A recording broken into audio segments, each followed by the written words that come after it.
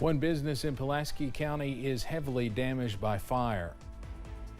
And the superintendent of Lawrence County Schools discusses the funding dilemmas he and other districts might be facing. And showers and storms are possible into this evening. Some of those also packing a punch. The latest coming up as Mountain News First at 4 continues. Mountain News First at 4 continues.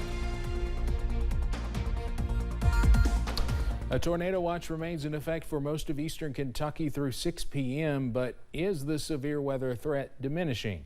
It is still a first alert weather day, and meteorologist Cameron Aaron is here with more on what to expect. Cameron?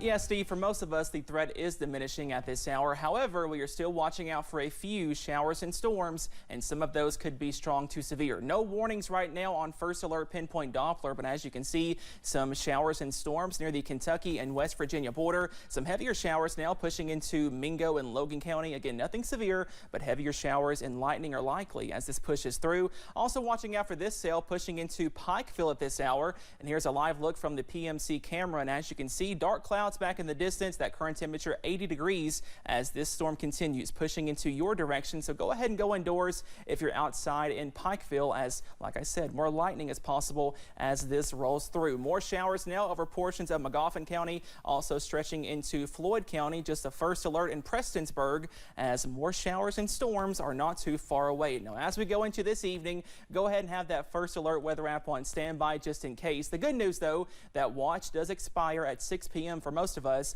and that means the threat for severe weather will continue fading away as we go into this evening. Still watching out though for possibly a few more spotty showers overnight, and then another heavy rain threat Wednesday night into Thursday. Those details coming up, Steve, in just a few minutes. All right, Cameron, thank you. A Pulaski County business was heavily damaged by fire during the weekend. The Barn, which is a vendor peddler's mall building, was destroyed. Surrounding businesses were damaged. The state fire marshal was called in to investigate. The owners say numerous vendors had booths inside and a lot of antique and historic memorabilia was destroyed. It was like a second home. It was a place you could come. You always find something new, and there was always somebody here, you know, laughter, camaraderie. The Burnside Fire Department was called out to fight the blaze. There were no injuries. As many schools are focused on the return to regular instruction, a major priority for schools is bringing attendance rates back up. Schools receive funding based on their attendance from the 2018-2019 school year because of the COVID-19 pandemic. But this year, that funding is changed to looking at last year's attendance.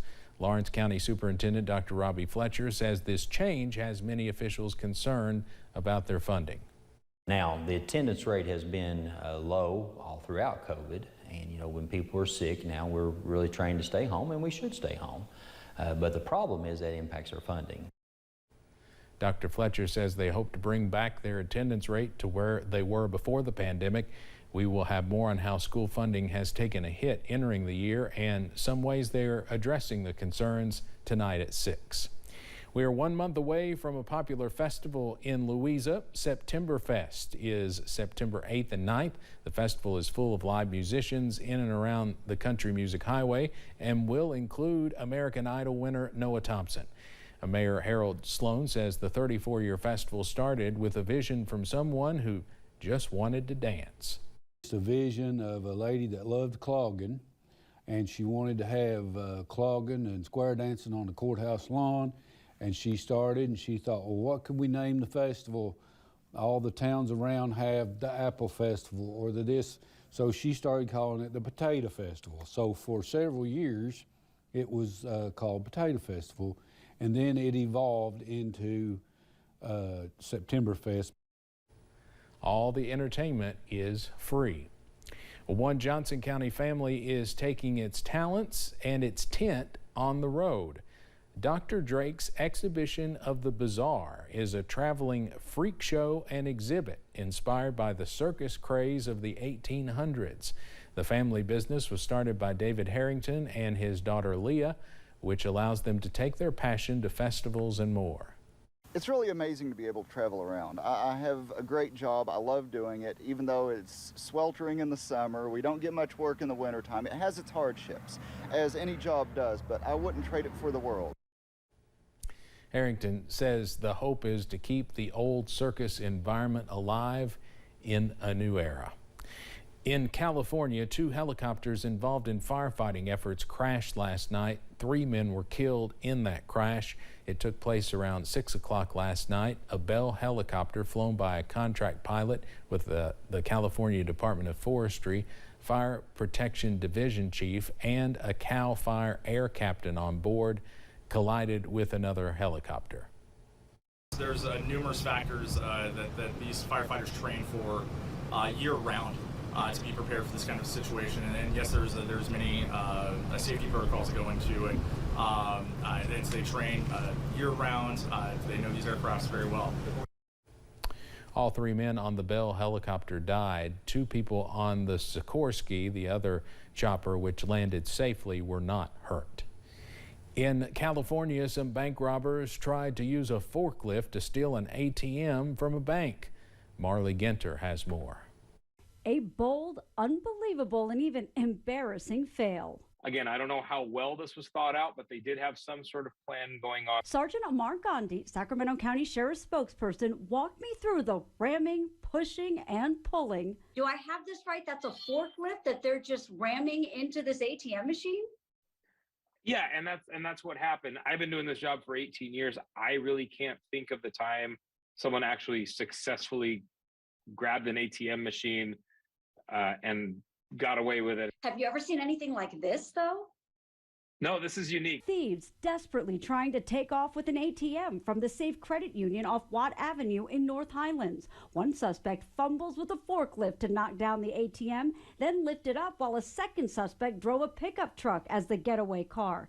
Then came the great escape until the ATM toppled off the truck. This involves some sort of planning. How haphazard it actually was executed is a different story. But they did think of something. It was rather unique and, creative. Not successful, obviously, but they did try. 2 bandits and their botched heist, leaving a bank baffled. Their banged-up ATM left in the middle of busy Watt Avenue, right before the morning rush. They knew everything involved, and still no fear of jail, no fear of getting caught, and just did it. And that's the bigger picture that, again, we should all be a little more concerned about. That was Marley Ginter reporting. The Red Cross has altered its blood donation policy to allow more gay men to give. The organization's previous policies banned most gay men from donating blood regardless of their health. That was in line with rules set by the Food and Drug Administration. Back in May, the FDA changed those rules to rely more on screening questions about specific behaviors and medications to reduce the risk of transmitting HIV. Coming up on First at 4, Barbie becomes a huge summertime profit center for Hollywood. Plus, we are tracking some heavy showers now pushing into the Big Sandy, the very latest after this break. WYMT